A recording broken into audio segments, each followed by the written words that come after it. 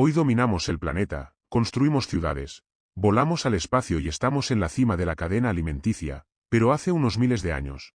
No éramos los cazadores, éramos la presa. Nuestros antepasados vivieron una auténtica película de terror diaria, compartiendo su territorio con una máquina de destrucción masiva diseñada específicamente para cazarlos.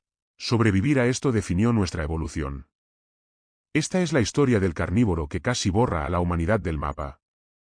Imagínate despertarte mañana en la sabana africana, sin casa, sin fuego, sin herramientas de metal, sin supermercados, sin hospitales, solo tú, tu grupo de unas pocas docenas de personas, y un paisaje que parece sacado de una pesadilla. El África del Pleistoceno, hace entre 2 millones y 10.000 años, era un lugar radicalmente diferente al que conocemos hoy. Las llanuras eran más extensas, los bosques más densos, y los ríos más caudalosos, y todo ese ecosistema estaba repleto de criaturas que hoy solo vemos en museos, o que directamente ya no existen. Nuestros antepasados, los primeros Homo sapiens y sus predecesores inmediatos como el Homo erectus, eran físicamente débiles comparados con lo que les rodeaba, sin colmillos, sin garras, sin caparazón, sin veneno, apenas comenzaban a usar herramientas de piedra rudimentarias, y sin embargo, ahí estaban, intentando sobrevivir un día más.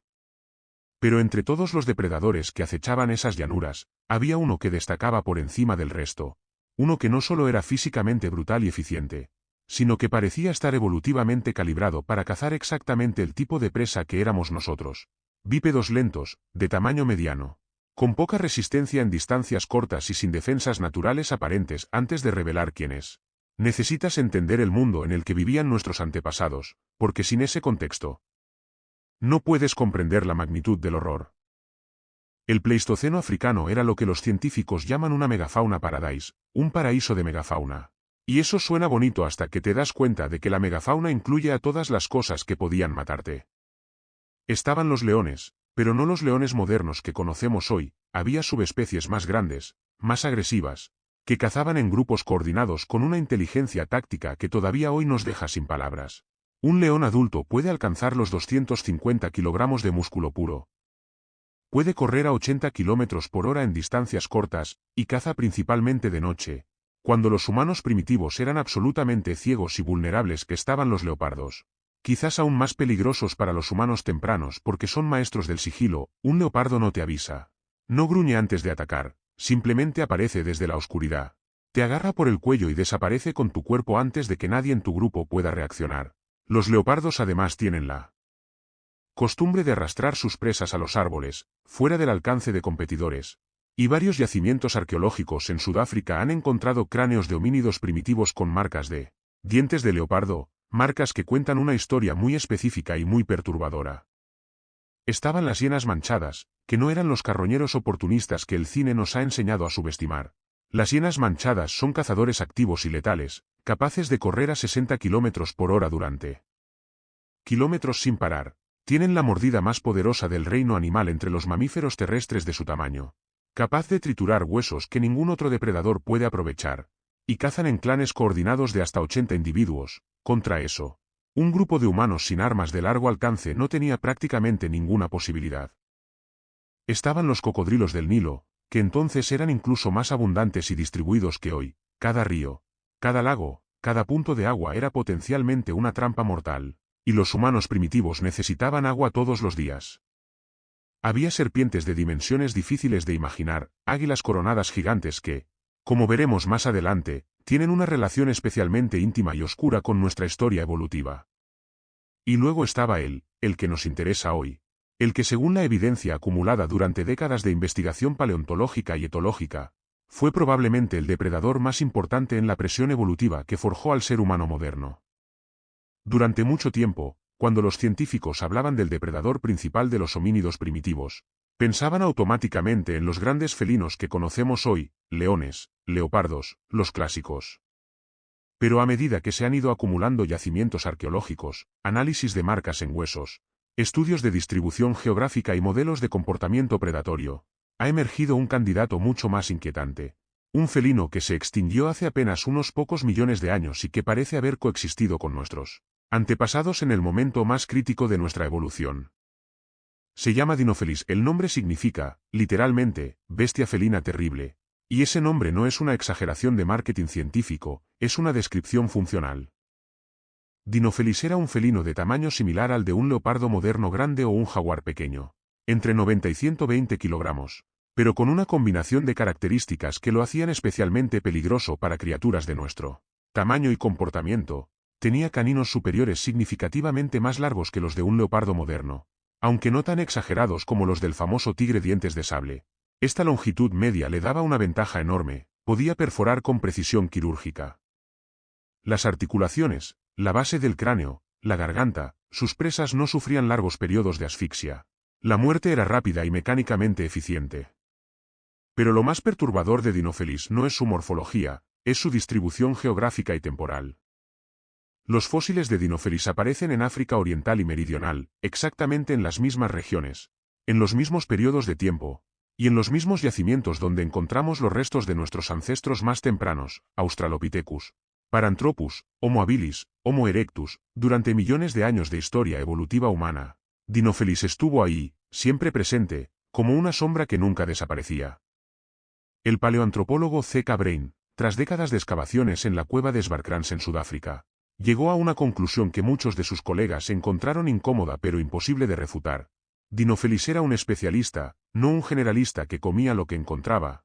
Un especialista que cazaba homínidos preferentemente. Los restos encontrados en esa cueva, que funcionó como guarida de Dinofelis, contenían una proporción desproporcionadamente alta de huesos de homínidos, no de antílopes, no de cebras, de nuestros antepasados directos. Deja que eso se asiente un momento.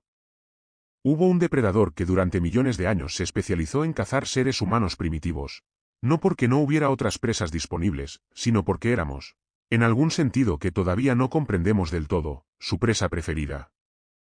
Para entender por qué Dinofelis y otros depredadores similares encontraron en los homínidos una presa tan atractiva, necesitas ponerte en la piel de un depredador que evalúa opciones. Los primeros humanos y prehumanos tenían un perfil de presa casi ideal, eran de tamaño mediano, lo suficientemente grandes para proporcionar una comida sustancial, pero no tan grandes como para representar un riesgo serio de contraataque. Un ñu puede matar a un león con sus patas. Un búfalo africano ha matado a más leones de los que la mayoría de la gente imagina. Un homínido de 50 kilogramos sin garras ni cuernos no representaba ese nivel de peligro. Eran lentos. El ser humano moderno bien entrenado puede correr quizás a 20 o 25 kilómetros por hora durante periodos cortos. Un felino grande puede superar los 70 u 80 kilómetros por hora. La brecha es abismal. Nuestros antepasados, con menos masa muscular y herramientas que aún no habían optimizado para la huida, eran todavía más lentos relativamente hablando. Eran predecibles. Los homínidos primitivos tenían rutinas porque las rutinas son eficientes.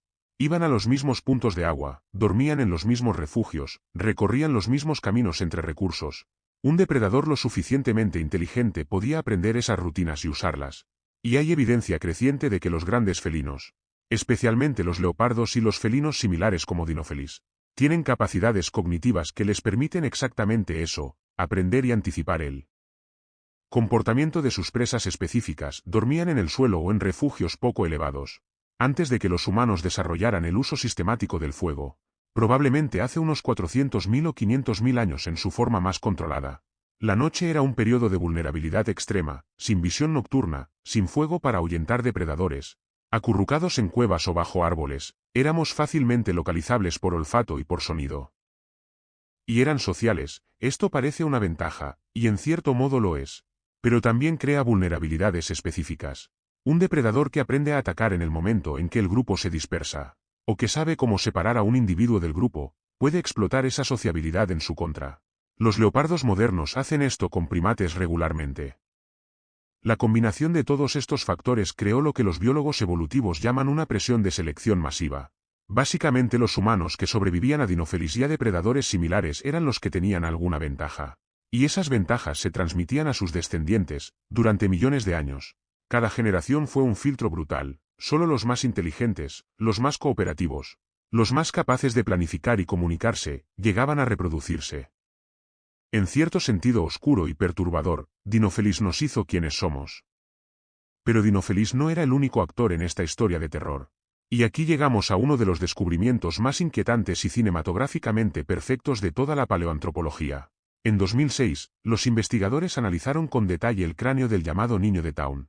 El famoso fósil de Australopithecus africanus descubierto en Sudáfrica en 1924, uno de los primeros fósiles de homínido primitivo encontrados en África.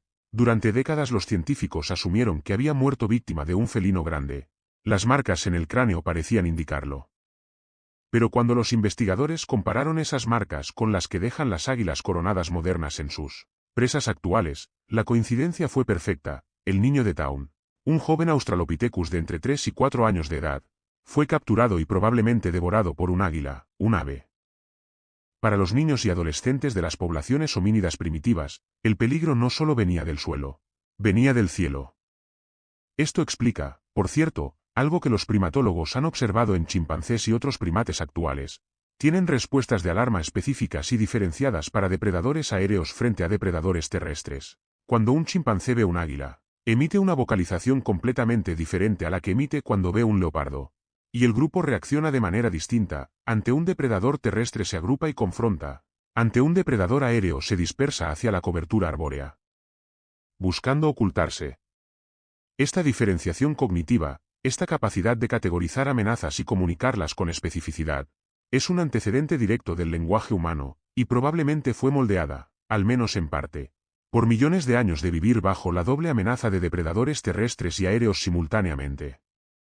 Una de las cosas fascinantes de la paleontología es que los huesos guardan memoria, mucho tiempo después de que la carne haya desaparecido, mucho después de que los protagonistas de esas historias se hayan convertido en polvo o en roca.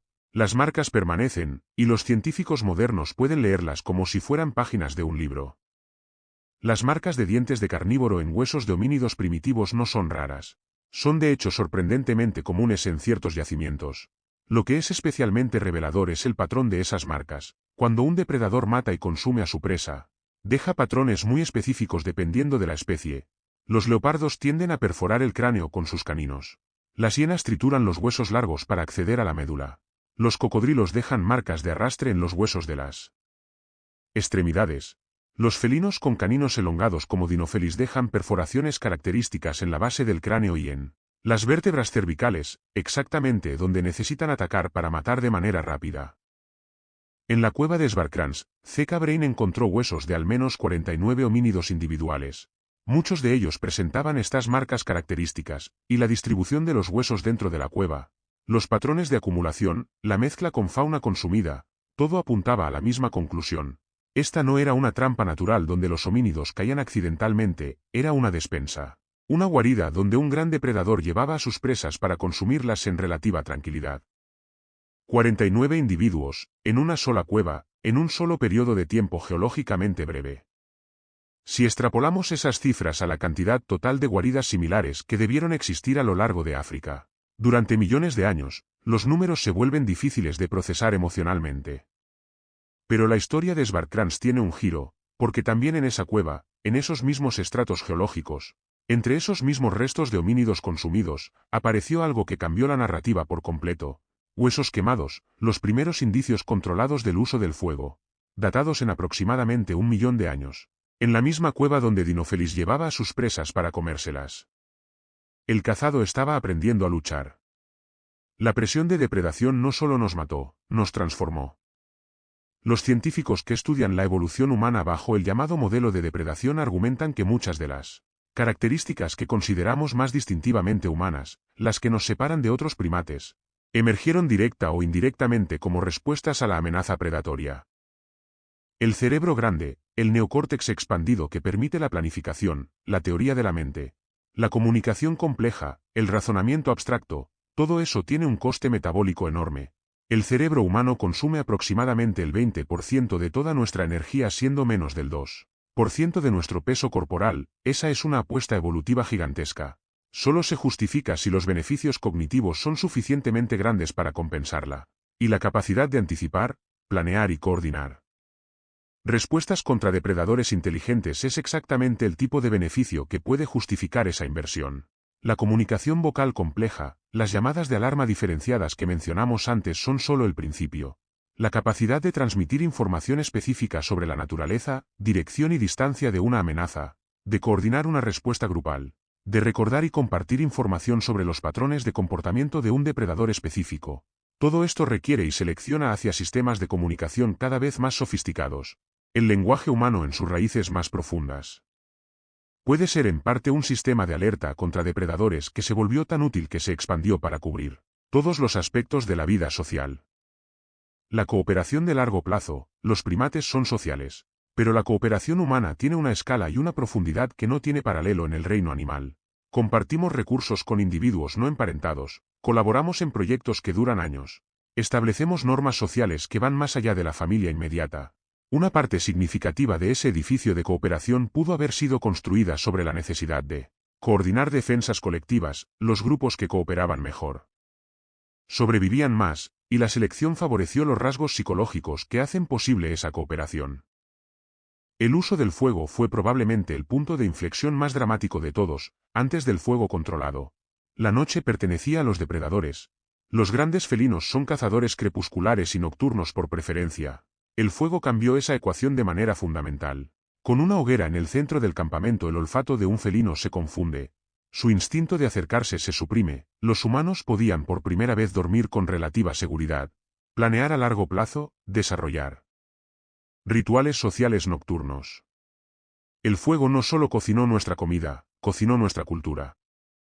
Las armas arrojadizas fueron otra innovación transformadora. Un leopardo puede superar a un humano en velocidad, fuerza y sigilo, pero si ese humano puede herirte o matarte desde 30 metros de distancia sin que puedas alcanzarle, la ecuación cambia radicalmente. Las lanzas, y eventualmente el arco y la flecha, convirtieron a la presa en cazador. Los mismos depredadores que durante millones de años habían seleccionado implacablemente a los humanos comenzaron, de manera gradual, a ser seleccionados ellos mismos por la presión de sus propias presas, y muchos de ellos, incluido Dinofelis, acabaron extintos. Aquí está una de las ideas más fascinantes y perturbadoras de toda esta historia. Millones de años de ser cazados no desaparecen simplemente porque construyamos ciudades y tengamos armas de fuego. Esa historia está grabada en nuestra biología, en nuestra psicología, en los miedos que sentimos incluso cuando sabemos racionalmente que no hay ningún peligro. Porque la mayoría de la gente tiene miedo a la oscuridad, no a algo específico en la oscuridad, a la oscuridad en sí misma, porque durante millones de años la oscuridad significaba que los depredadores tenían ventaja y nosotros no. ¿Por qué los seres humanos tenemos respuestas de miedo tan intensas y automáticas ante serpientes y arañas? ¿Incluso personas que nunca han visto una en su vida? Estudios con bebés demuestran que reaccionan con atención aumentada y señales de estrés ante imágenes de serpientes antes de que nadie les haya enseñado a temerlas. Es una respuesta innata, evolutivamente antigua. ¿Por qué muchas personas experimentan ese sentimiento incómodo de que algo te mira desde las sombras? Los grandes felinos cazan observando en silencio durante largos periodos antes de atacar. Un homínido que era capaz de detectar esa sensación de ser observado y reaccionar a ella tenía más probabilidades de sobrevivir. ¿Por qué dormimos mal en lugares desconocidos? Porque el sueño profundo en territorio desconocido era, durante la mayor parte de la historia evolutiva humana, una forma extremadamente eficiente de convertirse en alimento. Nuestros miedos más básicos e irracionales son en realidad perfectamente racionales. Son el manual de supervivencia escrito en nuestros genes por millones de años de coexistencia con depredadores reales. Cada vez que sientes ese escalofrío inexplicable al caminar solo de noche, o esa sensación de que algo te sigue, o ese impulso de revisar las sombras antes de entrar a una habitación oscura, estás experimentando el eco de millones de años de miedo genuino y justificado. Eres, en cierto modo, el descendiente de todos los que sobrevivieron, los que no sintieron ese miedo, los que no revisaron las sombras. Probablemente no llegaron a tener descendencia. Hoy Dinofelis lleva más de 1.000.000 de años extinto. Los grandes felinos que una vez nos cazaron están ahora ellos mismos en listas de especies amenazadas. En parte por nuestra propia expansión, el miedo ha cambiado de dirección. Pero la próxima vez que enciendas una luz porque algo te inquieta en la oscuridad, la próxima vez que tu corazón se acelere ante un sonido nocturno inesperado, recuerda que no estás siendo irracional. Estás siendo exactamente lo que millones de años de evolución diseñaron que fueras. Un superviviente. La humanidad es, en su definición más precisa, el conjunto de individuos cuyos antepasados fueron suficientemente inteligentes, suficientemente cooperativos y suficientemente afortunados para escapar de las garras de criaturas como Dinofelis. Somos los hijos de los que sobrevivieron la película de terror, y llevamos esa historia escrita en cada neurona, en cada reflejo, en cada miedo que sentimos y no sabemos explicar. Eso es todo por hoy. Si te ha parecido fascinante, ya sabes lo que tienes que hacer. Si este vídeo os ha gustado, suscribíos al canal, activad la campanita y compartirlo con vuestros amigos para poder hacer más vídeos interesantes. Nos vemos pronto.